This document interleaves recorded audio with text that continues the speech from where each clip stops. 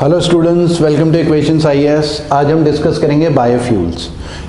Students, हमारा एक पुराना वीडियो भी है जिसमें हमने बात करी है किस चीज़ की, फॉसिल फ्यूल्स की। फॉसिल फ्यूल्स हमारा नॉन रिन्यूएबल एनर्जी कहा जाता है, क्योंकि और फॉसिल फ्यूल्स हमने डिस्कस करा था कि फॉसिल फ्यूल अर्थ क्रस्ट के अंदर जो डेड एनिमल और प्लांट्स हैं हज़ारों फीट नीचे दबे हुए हैं हज़ारों साल से, तो वो कन्वर्ट हो जाते हैं कोयले में, क्रूड ऑयल में, नेचुरल गैस में। वो हमारा फॉसिल फ्यूल होता है, उसे एनर्जी की तरह हम यूज़ करते हैं। अनलाइक फॉसिल फ्यूल, बायोफ्यूल थोड़ा सा डिफरेंट है। बायोफ्यूल को रिन्यूएबल एनर्जी कहा जाता है, fossil fuel non renewable energy होते हैं फॉसिल फ्यूल्स। ठीक है, फॉसिल फ्यूल मतलब कोल हो गया, कोयला हो गया, क्रूड ऑयल हो गया, नेचुरल गैस, वो नॉन रिन्यूएबल एनर्जी होते हैं। लेकिन ये रिन्यूएबल एनर्जी है, रिन्यूएबल एनर्जी इसको बोला जाता है। अब रिन्यूएबल एनर्जी क्यों बोला जाता है? क्योंकि ये रेडिली अवेलेबल होते हैं और इसके ख़त्म होने के हम ऐसे नहीं बोलेंगे कि अर्थ में ही ख़त्म हो जाएंगे। ठीक है, बायोफ्यूल बेसिकली हमें मिलता है बायोमास से। ठीक है, फ्रॉम बायोमास। बायोमास क्या होता है? बायोमास हम बोलते हैं डेड प्लांट्स, एनिमल वेस्ट, मतलब जैसे गाय गोबर करती है, एनिमल वेस्ट, एल्गाई मटेरियल। ठीक है, इससे हमें मिलता है डेड प्लांट्स, एनिमल वेस्ट, जो है गाय का गोबर वगैरह, या सीवेज हो गया उससे। ठीक है, या जो जैसे घर में हम फल सब्जियां कुछ भी काटते हैं, उसका जो छिलक वगैरह रहते हैं वो सब फेंक देते हैं, तो उससे भी बायोफ्यूल हमें मिल सकता है। ठीक है, तो ये सब बायोफ्यूल है। बायोफ्यूल बायोमास से मिलता है, डेड प्लांट्स, एनिमल वेस्ट और एल्गाई मटेरियल। इसे रिन्यूएबल एनर्जी बोलते हैं क्योंकि ये रेडिली अवेलेबल रहते हैं। ये ऐसा नहीं होगा कि धरती में ख़त्म हो जाएंगे, क्योंकि जब भी हम खाना बनाएंगे तो कुछ ना कुछ वेस्ट तो होता ही है। खाने का पके हुए खाने का भी वेस्ट हो सकता है, और खाना तैयार करने से पहले भी फल और सब्जियों को छीलते हैं, वो सब प्याज जब हम छीलते हैं तो प्याज काटने के बाद लहसुन छीलते हैं, तो उसका जो वेस्ट है सारा का सारा, ठीक है, उन सब से भी बायोफ्यूल गैदर किया जा सकता है, बनाया जा सकता है। तो वो सब बायोमास होता है, उसे हम बायोफ्यूल बोलते हैं। अब इसको कैटेगराइज करें अगर हम बायोफ्यूल को, एक तो होता है बायोइथेनॉल, और एक होता है ब्यूटानॉल, और एक होता है बायोडीजल, और एक होता है बायोगैस। मोटा मोटा चार कैटेगरी में डिवाइड कर लेते हैं। कैटेगरीज बहुत सारी हो सकती हैं, लेकिन चार कैटेगरी में डिवाइड कर लेते हैं। ठीक है, बायोइथेनॉल क्या होता है? बायोइथेनॉल हमें मिलता है फ्रॉम कॉर्न मतलब मक्का, और शुगर केन गन्ना, उससे हमें बायोइथेनॉल मिलता है। शुगर केन या कॉर्न के मोलासेस होते हैं। शुगर केन मतलब देखो, गन्ना जाता है शुगर फैक्ट्रीज में, शुगर फैक्ट्रीज में गन्ने से चीनी बनती है, और उसका जो वेस्ट होता है, मोलासेस होते हैं, वो वेस्ट हो जाता है। बहुत सारी चीज़ें वेस्ट भी होती हैं शुगर केन, सारी शुगर केन से चीनी नहीं बनेगी ना, शुगर केन का वेस्ट भी निकलेगा, तो उन्हें मोलासेस बोलते हैं। तो जो वेस्ट है उसको प्रोसेस करके ना इथेनॉल बनाया जाता है, इथेनॉल। ठीक है, जिसे हम बायोइथेनॉल बोलते हैं। अब उस इथेनॉल का यूसेज क्या है? इथेनॉल एक तरीके का अल्कोहल हो गया, उसका यूसेज क्या है? इसको मिक्स किया जाता है पेट्रोल में, मिक्स्ड विद पेट्रोल,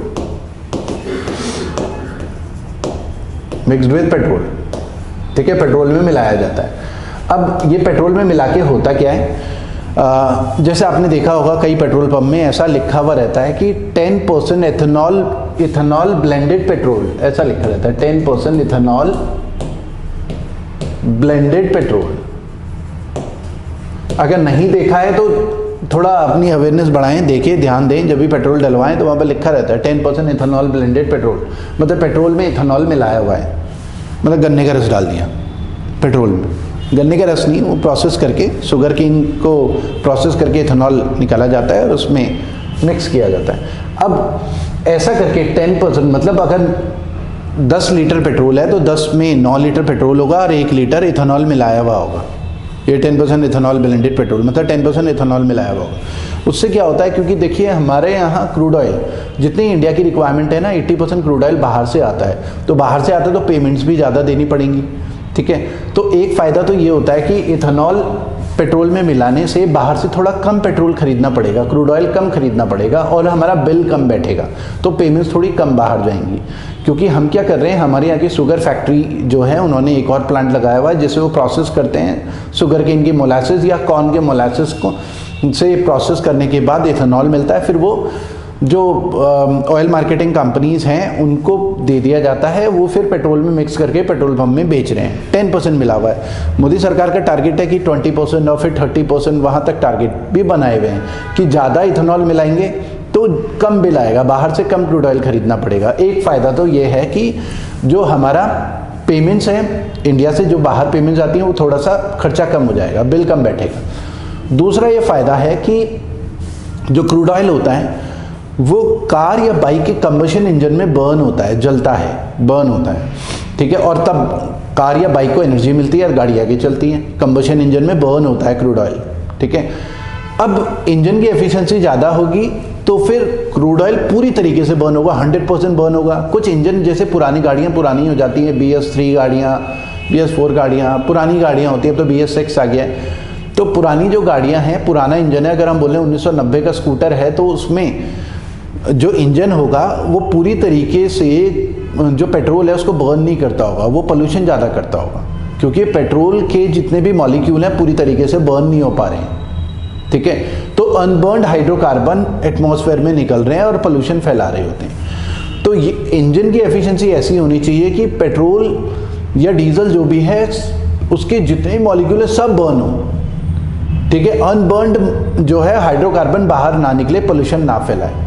तो अच्छा इंजन पेट्रोल के जितने भी हाइड्रोकार्बन है सबको पूरी तरीके से जलाता है, उससे एनर्जी भी ज़्यादा मिलती है, गाड़ी की माइलेज भी बढ़िया रहती है। अच्छा इंजन, गाड़ी की माइलेज बढ़िया होने का मतलब है हाइड्रोकार्बन सारे बर्न हो रहे हैं पेट्रोल के, ठीक है। अब बर्न होने के लिए, फायर के लिए ना ऑक्सीजन भी चाहिए होता है, ठीक है। तो कई बार इंजन पूरी तरीके से हाइड्रोकार्बन को इसलिए बर्न नहीं कर पाता क्योंकि उसे ना ऑक्सीजन नहीं मिल पाई वहाँ पर, और ये जो इथेनॉल है वो रिक्वायर्ड ऑक्सीजन एक्स्ट्रा प्रोवाइड करता है इंजन के। पेट्रोल के अंदर इथेनॉल मिला हुआ है तो उसमें नेचुरल तरीके से ऑक्सीजन भी अटैच्ड रहती है, और ऑक्सीजन रहती है तो फिर क्या होता है, हाइड्रोकार्बन और कंबशन इंजन में और बर्न होते हैं अच्छे से, इंजन की एफिशिएंसी बढ़ जाती है और पोल्यूशन भी कम होता है। तो एनवायरनमेंट के पॉइंट ऑफ व्यू से भी अच्छा है, इंजन की एफिशिएंसी के लिए भी अच्छा है, गाड़ी का माइलेज भी बढ़ जाता है, तो हर तरीके से फ़ायदा है। इसलिए पेट्रोल में 10% इथेनॉल ब्लेंडेड पेट्रोल मिलाया जा रहा है, ठीक है। तो इसे हम बोलते हैं बायो इथेनॉल। उसके अलावा एक होता है बायो ब्यूटानॉल। बायो ब्यूटानॉल जो है वो सिमिलर टू बायो इथेनॉल ही है, बस इसमें क्या होता है, इसमें फर्मेंटेशन के थ्रू, मतलब इन्हीं चीज़ों को फर्मेंटेशन के थ्रू, फर्मेंटेशन क्या होता है, थ्रू बैक्टीरिया होता है, थ्रू बैक्टीरिया,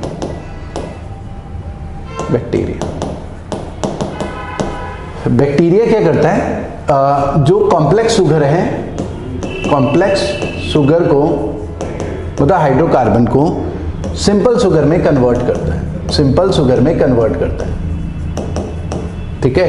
तो ये फर्मेंटेशन के थ्रू होता है, फर्मेंटेशन बोलते हैं इसे, बैक्टीरिया के थ्रू होता है, फिर सिंपल शुगर में कन्वर्ट करता है, तो उससे जो है एनर्जी लेना काफ़ी इजी हो जाता है, उसको यूज़ करना ज़्यादा इजी हो जाता है, क्योंकि कॉम्प्लेक्स शुगर से एनर्जी खींचना लेना काफ़ी थोड़ा सा मुश्किल हो जाता है, ठीक है।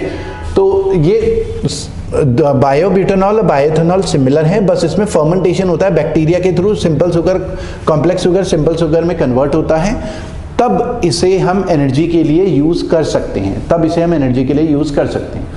फिर हमारे पास है बायोडीजल। बायोडीजल हमें कैसे मिलता है, बायोडीजल मिलता है केमिकली, केमिकल रिएक्शन से लिखते हैं, केमिकल रिएक्शन,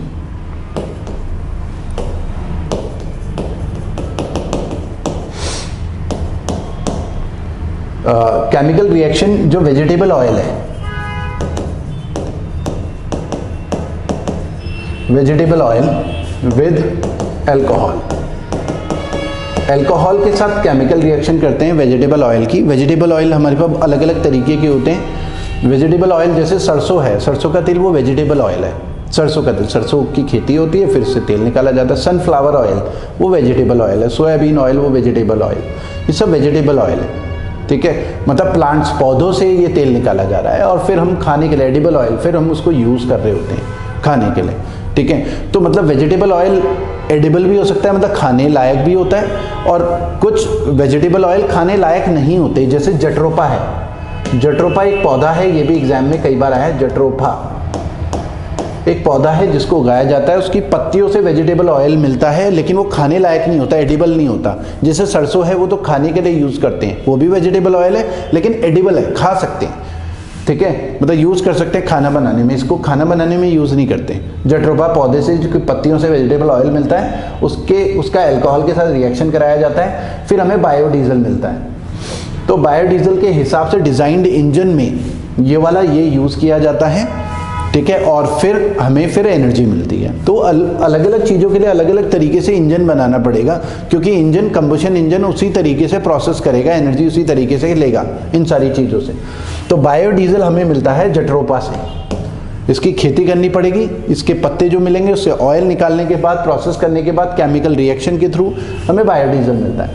फिर आते हैं बायोगैस, ठीक है, चौथा बायोगैस। बायोगैस हमें कैसे मिलती है? बायोगैस हमें मिलती है ऑर्गेनिक मैटर के, जो ऑर्गेनिक मैटर है। अच्छा स्टूडेंट्स, आपको अगर वीडियो पसंद आता है तो लाइक जरूर करें, अभी लाइक कर लें, क्योंकि बहुत सारे लोग फिर भूल जाते हैं लाइक करना। हमारे जिन लोगों ने चैनल को सब्सक्राइब नहीं करा है, चैनल को सब्सक्राइब जरूर करें, ठीक है, और बेल आइकन को प्रेस कर लें ताकि कोई भी वीडियो हम पोस्ट करें तो आप तक नोटिफिकेशन जाए। हाँ, ऑर्गेनिक मैटर हम बोलते हैं जिनमें कभी ना कभी लाइफ रही है, जैसे डेड प्लांट्स एंड एनिमल को हम ऑर्गेनिक मैटर बोल सकते हैं, ठीक है। लेकिन यहाँ पर बायोगैस की बात करें तो डेड एनिमल्स की बात नहीं हो रही है नॉर्मली, यहाँ पर एनिमल वेस्ट की हम बात कर रहे हैं। एनिमल वेस्ट या डेड प्लांट्स, उनकी हम बात कर रहे हैं। तो ऑर्गेनिक मैटर के बैक्टीरियल डीकंपोजिशन,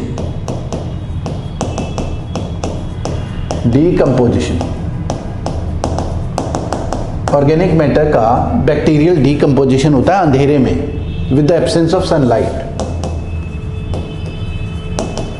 सनलाइट के एब्सेंस में, मतलब जैसे घर में जो सब्जी काटने के बाद या रोटी बच गई, बासी खाना है, उसको ना मिट्टी में गड्ढा खोदो और मिट्टी में ढक के दबा दो, तो 2-3 महीने के बाद क्या है, वो खाद में कन्वर्ट हो जाता है और गैसेस भी रिलीज़ हो रही होती है। जैसे सीवर है, सीवर में भी गैसेस रिलीज़ हो रही होती है, वो बायोगैस की तरह यूज़ किया जा सकता है, ठीक है। तो कई चीज़ें हैं, मतलब ऑर्गेनिक मैटर का बैक्टीरियल डीकंपोजिशन होता है, उसमें बैक्टीरिया पैदा हो जाते हैं, अपने आप ही वो डीकंपोज कर रहा होता है ऑर्गेनिक मैटर को, और गैसेस रिलीज़ हो रही होती हैं। तो उस गैसेस को इकट्ठा करके बायोगैस बोलते हैं उसे, उससे भी उसको भी एज अ एनर्जी यूज़ किया जा सकता है, ठीक है। तो ये हमने बात करी बायोफ्यूल की। बायोफ्यूल, ये ध्यान रखना है, बायोफ्यूल डिफरेंट है फॉसिल फ्यूल से। Fossil fuel non renewable energy है। फॉसिल फ्यूल मतलब क्रूड ऑयल, पेट्रोल मतलब, और कोयले की बात करें नेचुरल गैस, वो नॉन रिन्यूएबल एनर्जी है, वो धरती से खोद के निकाल रहे हैं, एक टाइम आएगा धरती माँ बोलेगी सॉरी भाई अब नहीं है। लेकिन ये रिन्यूएबल एनर्जी में होता है, ये रेडिली अवेलेबल रहते हैं हमेशा, ठीक है, जिसको हम फ्यूल की फॉर्म में यूज़ किया जा सकता है, रेडिली अवेलेबल है। बैक्टीरियल डीकंपोजिशन तो हो गई, ऑर्गेनिक मैटर तो हमेशा होगा, जो डेड हो जाएगा तो उसको यूज़ किया जाता है, ठीक है। तो आज के वीडियो में इतना ही करते हैं, फिर नेक्स्ट वीडियो में इससे आगे करेंगे। Thank you.